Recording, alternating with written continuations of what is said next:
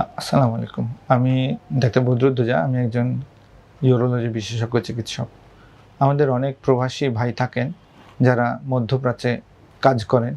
তারা অনেক উষ্ণ আবহাওয়া, অনেক গরম আবহাওয়ার ভিতরে কাজ করে। ফলে দেখা যায় যে পরিমাণ শরীর থেকে পানি বের হয়ে যায়, সেই পরিমাণ পানি তার খাওয়া হয় না।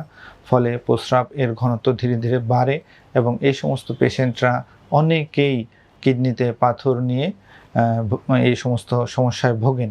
এই সমস্ত সমস্যা নিয়ে তারা ওই দেশেও যেমন কাজ করতে অসুবিধা হয়, ঠিক তেমনিভাবে দেশেও আসতে পারেন না প্রয়োজনীয় ছুটির অভাবে।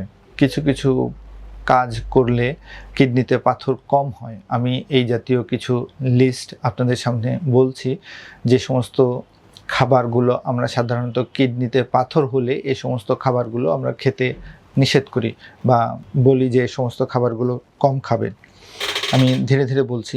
যেমন শুঁটকি মাছ, কচুর শাক, টমেটো, টমেটোর সস, আলু, বিট, পালং শাক, লবণ, লবণাক্ত খাবার, বাদাম, কাজু বাদাম, চা, কফি, চকোলেট, দুধ এবং দুধের তৈরি খাবার। এই সমস্ত খাবারগুলো আমরা যারা কিডনিতে পাথর থাকে সে সমস্ত পেশেন্টদেরকে কম খেতে বলি এবং কিছু জেনারেল রুলস ফলো করতে বলি। যেমন এর মধ্যে একটি হচ্ছে প্রচুর পরিমাণে পানি খাওয়া, ৩ থেকে ৪ লিটার পরিমাণ পানি প্রতিদিন খাওয়া, পর্যাপ্ত পরিমাণে হাঁটাচলা করা, প্রতিদিন অন্তত ৩০ মিনিট হাঁটা।